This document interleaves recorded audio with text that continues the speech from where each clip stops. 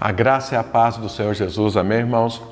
Esses dias eu estava lembrando de um amigo meu, que uma vez ele resolveu tirar férias com a sua família num resort. E ele nunca tinha ido. E ele é assim meio seguro com as coisas dele, ele tem muita dificuldade em gastar coisas. E ele depois estava me contando que ele foi para esse resort, estava lá, ele pagou a estadia dele toda, estava lá com sua família, então tinha piscina, era perto de uma praia, ele ia lá na praia, voltava, dormia e tudo. Mas na hora que ele ia tomar o café da manhã, almoçar e jantar, ele tem 3 filhos. Então ele chamava os filhos e falava, olha, vocês só põem aquilo que vocês vão comer. Não ponha no prato nada a mais, porque esse resort é muito caro, as coisas aqui é tudo cara e tudo, e o dia que eles for embora, que eu for pagar a conta, eu não vou conseguir pagar. Então, coma só o que é, assim, que ponha no prato só o que vai comer para não ter desperdício nenhum e a conta não ficar muito cara. E ele passou lá uma semana. Na verdade, lá acho que ele ficou quase 10 dias lá, se não me engano. Uma família, foi muito bom e tudo. E no dia que ele foi acertar a sua conta para vir embora, ele chegou e perguntou para o pessoal, né, cadê a conta dos alimentos e tudo, do que ele consumiu. E aí eles falaram para ele. Ele falou, não tem conta. Ele falou, como não tem conta? Ele falou, não, o preço que você pagou da hospedagem já tem incluída a comida. Mas ele ficou tão contrariado com isso, porque ele disse que tinha tanta coisa que ele queria comer, que ele queria desfrutar, mas eram muitas. E ele falou, não, eu não tenho dinheiro para ficar pagando tudo isso. Ele regrou 10 dias e ele saiu de lá assim, muito ruim. E ele me contou essa história. E eu estava pensando, essa é a história de muito crente, de muito filho de Deus. Porque ele parece que não entende o que foi a obra do Calvário. Então ele toma posse só de uma parte da obra do Calvário, mas não toma parte de toda a obra do Calvário. Então deixa eu te explicar o que é a obra do Calvário. Para o dia que você chegar lá nos céus, Deus falou, mas por que você não desfrutou disso? Falou, mas eu não sabia. Então você que está me vendo e ouvindo agora, você não vai poder falar para Deus que não sabia. Sabe por quê? Porque eu vou te explicar com todas as letras o que a obra do Calvário faz na sua vida. Então veja, a obra do Calvário nós podemos dividir ela em 2 coisas, a morte e a ressurreição de Jesus Cristo. Essas 2 coisas são 2 coisas que afetam a sua vida completamente diferente. Então veja, quando a palavra de Deus, vou falar da primeira, que é a mais comum, que as pessoas entendem mais e é mais falada, que quando Jesus morreu, ele morreu para que você tivesse vida. Ele morreu porque você tinha uma dívida diante de Deus pela natureza pecaminosa, pelos seus pecados. Então Jesus, a Bíblia fala que quem peca deve morrer. Então eu e você, porque pecamos muito, então nós deveríamos morrer. O ser humano deveria morrer. Por isso que ele tinha uma morte eterna definida para ele. Mas aí Jesus veio e morreu no meu lugar e no seu lugar. Ele morreu no lugar do ser humano. E quando Jesus morreu, o que é que aconteceu? Os nossos pecados foram perdoados. A nossa dívida foi paga. E o pecado foi aniquilado. Todos os pecados que eu cometi para trás, todos os pecados que eu estou cometendo agora e todos os pecados que eu ainda vou cometer de toda a humanidade, Jesus pagou essa conta lá na cruz. Ele morreu no meu lugar, no seu lugar. Isso todo mundo sabe. Todo mundo quando olha para a cruz fala, Jesus morreu por mim. Glória a Deus, eu estou salvo, agora tenho vida eterna. Ótimo, isso é verdade? Completamente verdade. Só que tem uma outra parte. Porque a palavra de Deus diz que Deus ressuscitou Jesus. Jesus morreu a sua morte, a minha morte, e ele ressuscitou para que eu e você vivamos a vida dele.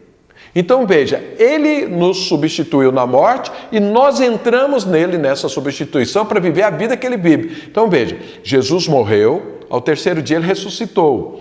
Quando Jesus ressuscitou, a Bíblia diz que ele entrou no tabernáculo eterno, ofereceu ali o seu sangue, resolveu o problema do pecado e a Bíblia diz que ele foi glorificado e ele sentou à direita de Deus e liberou o Espírito Santo, o Espírito do próprio Deus para mim e para você. Quando esse Espírito desceu à terra, desceu sobre toda a carne, ele trouxe junto a vida do próprio Deus, a vida que Jesus vive agora glorificado, porque Jesus, ele não está como um homem tão somente, ele é um homem glorificado, ele está sentado à direita de Deus, então é um Deus homem, é Deus completamente Deus e completamente homem, e ele está lá vivendo uma vida eterna, a vida que o próprio Deus vive. Então veja, quando Jesus ressuscitou, quando nós falamos que ele ressuscitou, significa que ele trouxe a mim e a você, através do Espírito Santo, essa vida ressuscitada. E deixa eu te falar pelo menos 5 coisas que fazem parte dessa vida ressuscitada. Então veja, Deus criou determinadas coisas, que quem criou foi Deus, não foi o diabo, e o diabo entrou depois para bagunçar esse coreto. Mas é bom que eu e você entendamos como foi que Deus criou, porque isso está à minha disposição e à sua disposição. A primeira coisa, Deus quem criou a família. Família não é uma obra maligna, não é uma obra humana. Família é uma obra divina. Deus que criou a família, porque Deus vive numa família. Deus vive como família. E ele criou a família. Então veja, a vida ressuscitada, a vida que o Espírito Santo veio trazer, tem vários aspectos, mas eu quero falar só de 5. O primeiro é família. Sabe, faz parte da vida cristã você ter uma família que vale a pena ser chamada de família. Uma família à maneira de Deus.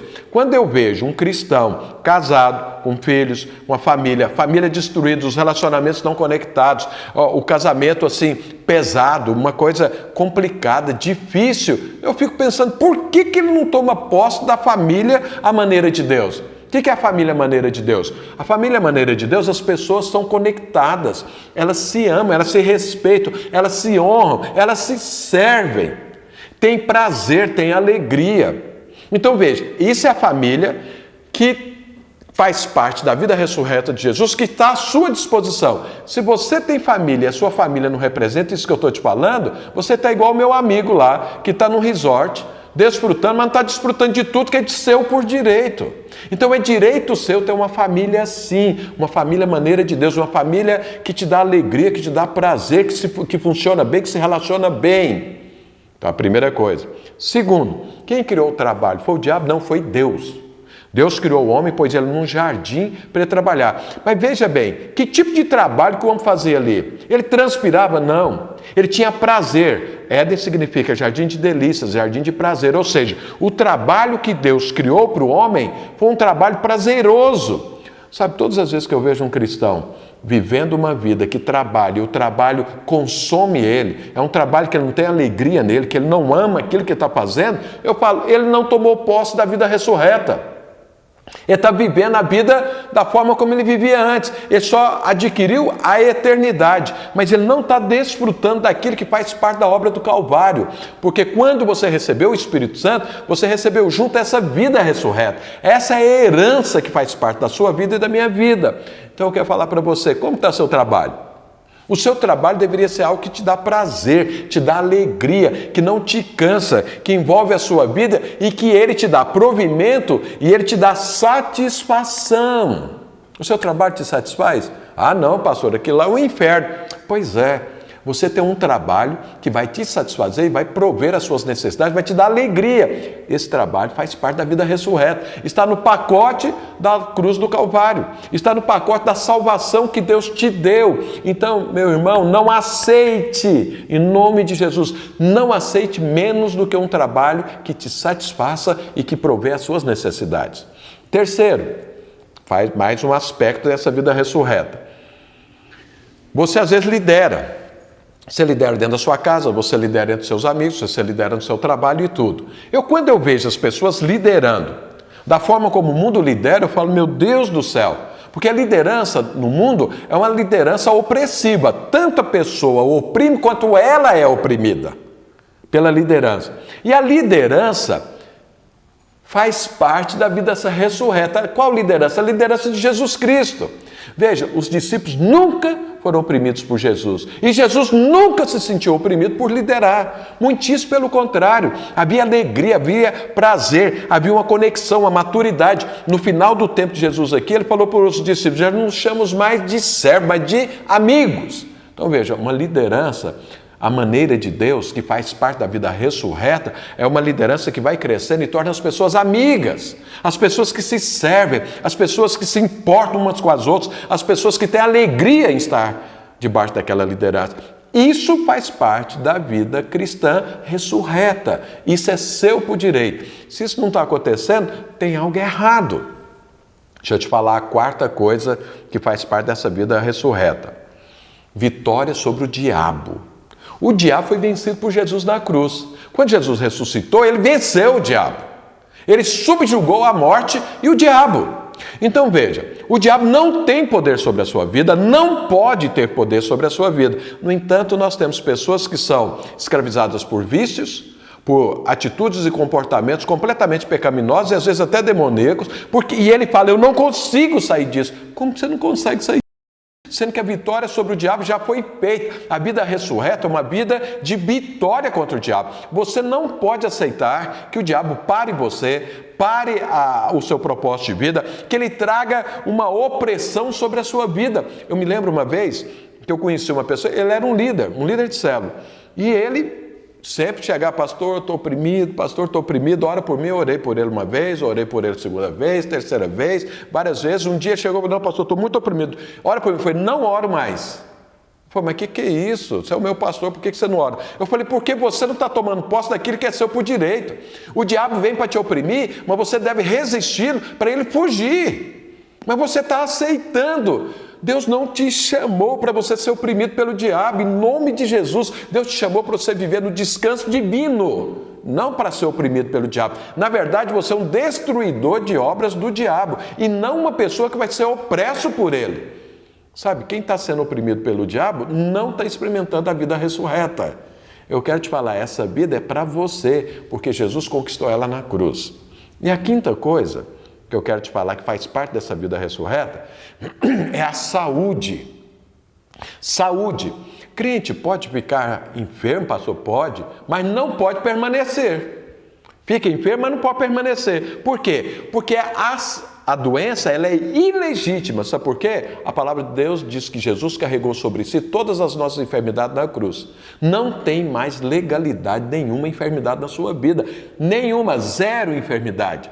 Zero. Inclusive essa praga do inferno, ela não tem legalidade sobre a sua vida. Entenda isso. Deus te chamou para você ter a saúde de Jesus Cristo. Quando Jesus ressuscitou, quando Ele mandou o Espírito Santo para mim e para você, ao recebermos o Espírito Santo, vem junto a saúde de Jesus Cristo. A Bíblia não relata nem um resfriado que Jesus teve, que dirá alguma doença mais séria. Então, se você está padecendo de alguma enfermidade, eu quero te falar em nome de Jesus. Tome posse da vida ressurreta. A vida ressurreta é saúde, a saúde de Jesus Cristo. Eu te falei pelo menos esses 5 pontos para desafiar você. Eu quero gerar em você, sabe o quê? Uma indignação.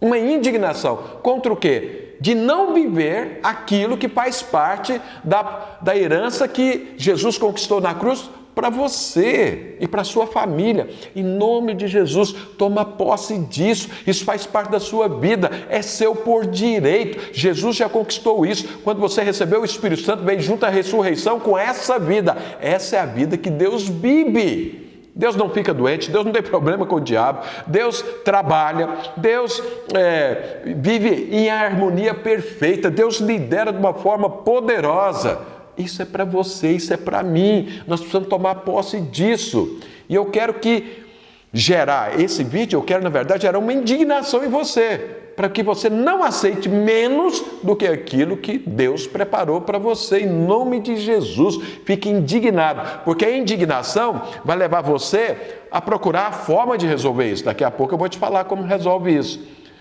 Eu só espero que você não seja uma pessoa que procrastina e larga isso para depois. Porque às vezes você fala, não, pastor, meu trabalho não é lá aquelas coisas, mas, tá bom. Minha família não é bem daquela forma, mas tá bom. Não, eu fico doente de vez em quando, eu tenho uma doença crônica, mas tá bom. Não tá bom. Não está bom. Deus não tem alegria que você não desfrute daquilo que Ele te deu, de graça.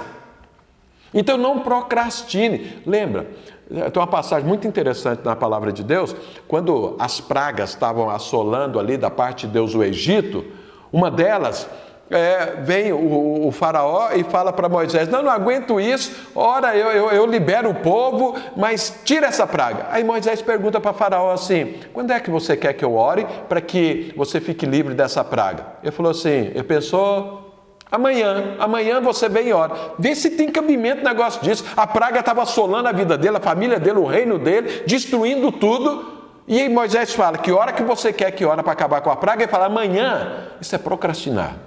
Sabe, espere em nome de Jesus que você não procrastine desfrutar da vida ressurreta. Porque Deus não tem alegria nisso. A alegria de Deus é ver você desfrutar de tudo aquilo que Ele preparou para você. Como que é que você não procrastina? É quando você fica indignado. Quando você fica indignado de não estar vivendo a vida que Deus te ofereceu de graça, esse é o início da mudança. Esse é o início da conquista. Mas tem mais um passo. Então, primeiro é indignação. E eu quero aqui gerar uma indignação em você. Primeiro te falar, olha, faz parte do pacote isso. Isso aqui é seu, pode desfrutar. Primeiro você saber disso. Para você não ficar igual o meu amigo lá, regrando coisas que estão à sua disposição, que já faz parte daquilo que Deus preparou para você. Então tem que ter uma indignação. Segundo, precisa ter fé. Fé. Aí você fala, pastor, mas eu tenho fé, mas a minha fé parece que não traz isso à existência. Amém. Eu depois vou fazer um próximo vídeo, esse é o primeiro. O segundo vai falar sobre fé. Como aumentar a sua fé para que você tome posse disso. Mas não tem jeito de aumentar a sua fé se não houver uma indignação no seu coração. Porque a indignação vai alimentar a sua fé. A indignação, ela vai chamar a existência, se é que eu posso falar assim, a sua fé, porque é a sua fé que traz existência a essa vida. Então, a indignação é o momento onde a fé começa a nascer. Então, se não tiver indignação, as coisas não vão acontecer. Então, em nome de Jesus, fique indignado de não desfrutar da herança de Cristo para você. Amém? No próximo vídeo eu vou falar como aumentar a sua fé. Que Deus te abençoe.